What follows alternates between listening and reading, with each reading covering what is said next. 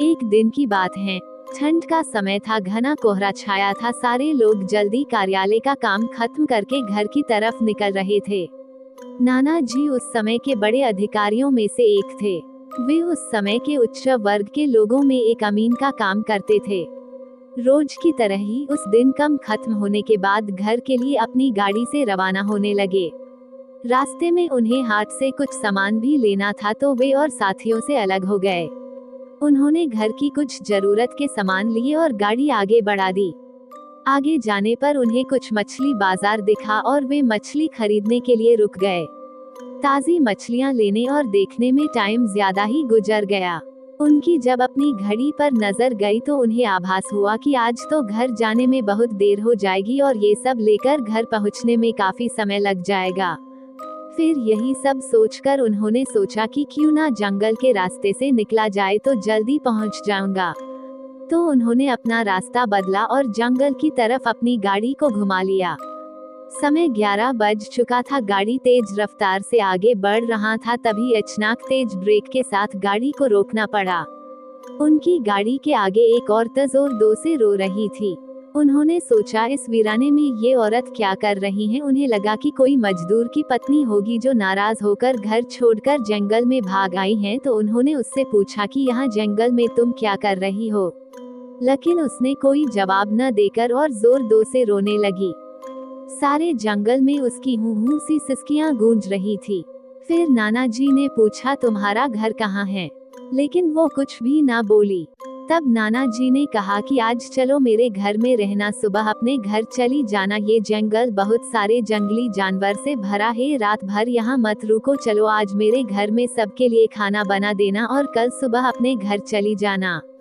उसने ये सुना तो झट से तैयार हो गई और गाड़ी में पीछे की सीट पर बैठ गई। सिर में बड़ा सा घूंघट डालने की वजह से उसका चेहरा छिपा हुआ था। कुछ ही देर में गाड़ी घर के दरवाजे पे थी। घर के लोग कब से उनकी राह देख रहे थे। गाड़ी रुकते ही पापा ने पूछा, आज तो बहुत देर हो गई और सारे लोग आ भी चुके हैं। तब उन्होंने सारी बातें अपनी माँ को बताई और कहा कि आज खाना इससे बनवा लो, कल सुबह ये अपने घर चली जाएगी। इतनी रात को बेचारी जंगल में कहाँ भटकती, इसलिए मैं ले आया। पर पापा को कुछ संदेह हो रहा था कि कहीं चोर तो नहीं है, रात को सोने के बाद या खाना बनाते समय कहीं घर के सामान ही चुरा कर ना ले जाए। पर बेटे की बात को कैसे माना करती। उन्होंने उस औरत को कहा, देखो आज तो मैं रख ले रही हूँ, लेकिन कल सुबह होते ही यहाँ से चली जाना और जाओ रसोई में ये सामान उठा कर ले जाओ और खाना बना दो।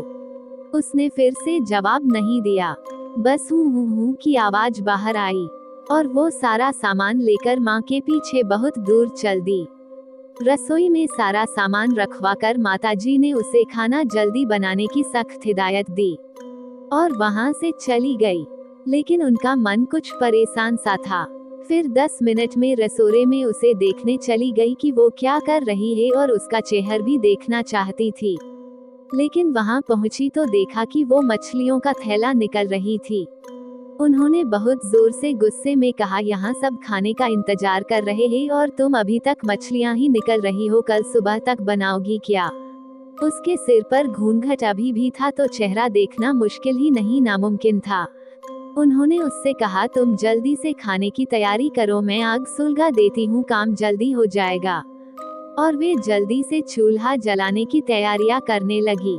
लेकिन साथ ही वो उसका चेहरा देखने की भी कोशिश कर रही थी। लेकिन वो जितना देखने की कोशिश करती वो और पल्लू खींच लेती। अंत में हारकर वे बोली, देखो मैंने आग सुलगा दी है, अब आगे सारा काम कर लो, कुछ जरूरत हो तो बुला लेना। लेकिन वो फिर कुछ नहीं बोली। अब उन्हें लगा कि यहाँ से जाने में ही ठीक है, वरना मेरा भी समय खराब होगा और हो सकता है अनजान लोगों से डर रही हो। सब सोचकर उन्होंने उसे कहा कि मैं आ रही हूँ, जल्दी से खाना बनाकर रखना, और वहाँ से निकल गई। मन अभी तक परेशान ही था, कभी अपने कमरे, कभी बच्चों के, कभी बाहर, सबको देख रही थी, कहीं कुछ अनहोनी ना हो जाए। 1 मिनट भी आराम से नहीं बैठ पाए। अभी 5 मिनट ही हुए थे पर उनके लिए वो घड़ी पहाड़ सी हो रही थी। समय बीत ही नहीं रहा था। 8 मिनट बढ़ी, मुश्किल से गुजरे और वे तुरंत ही कुछ सोचकर रसोई की तरफ दौड़ी और वहां पहुंचकर आया। जैसे ही उन्होंने रसोई घर का नजारा देखा, उनकी आंखें फटी की फटी रह गई। उनके पैर बिल्कुल ही जम गए, ना उनसे आगे जाया जा रहा था ना ही पीछे। उनके हृदय की धड़कनें रुक रही थी। वो औरत रसोई में बैठकर सारी कच्ची मछलियां खा रही थी। सारे रसोई में मछलियां और खून बिखरा पड़ा था। उसके सिर से घूंघट भी उतरा पड़ा था। इतना खौफनाक चेहरा आज तक उन्होंने नहीं देखा था। बाल, नाखून सब बड़े हुए थे। मछलियां खाने में मगन होने की वजह से उसे कुछ ध्यान भी नहीं था और खुशी से कभी कभी वो आवाजें भी निकल रही थी। हूँ सी आवाजें गूंज रही थी। रसोरा पिछवाड़े में होने की वजह से और लोगों का ध्यान भी इधर नहीं आ रहा था। माँ को भी कुछ नहीं समझ आ रहा था कि चिल्लाने से कहीं घर के लोगों को नुकसान ना पहुँचाए। चुड़ैल से अपने घर को कैसे बचाए उन्हें समझ नहीं आ रहा था। बस भगवान का नाम ही उनके दिमाग में आ रहा था। अचानक वे आगे बढ़ने लगी उसकी तरफ और झट से एक थाल लिया और चूल्हे की तरफ दौड़ी। उस चुड़ैल की नजर भी पापा पर पड़ चुकी थी, सो वो भी कुछ सोचकर उठी अपनी जगह से। माँ कुछ भी देर नहीं करना चाहती थी। उन्हें पता था कि आज अगर जरा सी भी लापरवाही हुई तो अनहोनी हो जाएगी। उस चुड़ैल के कुछ करने से पहले ही उन्हें चूल्हे तक पहुंचना था और चूल्हे के पास पहुंचकर उन्होंने जलता हुआ कोयला थाल में भर लिया और चुड़ैल की तरफ लेकर जोर से फेंका।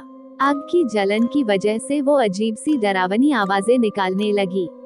अब तो उसकी आवाजें बाहर भी जा रही थी। सारे लोग बाहर से रसोई की तरफ भागे। वो चुड़ैल जोर से हूँ जोर की आवाज निकल रही थी और पूरे रसोई में दौड़ रही थी और माताजी को पकड़ना भी चाह रही थी। लेकिन अब सारे लोग रसोई में आ चुके थे। काफी लोगों की भीड़ देखकर वो और भी डर गई थी। लोगों की भीड़ को ठेलती हुई वो बाहर जंगल की तरफ भाग गए और सारे लोग ये मंजर देखकर डरे सहमे से खड़े थे और मन ही मन माताजी की हिम्मत की दाद दे रहे थे। तो ऐसे छूटा चुड़ैल से पीछा। यदि ये कहानी आपको पसंद आई हो तो अपने दोस्तों और अन्य लोगों के साथ शेयर जरूर करिएगा।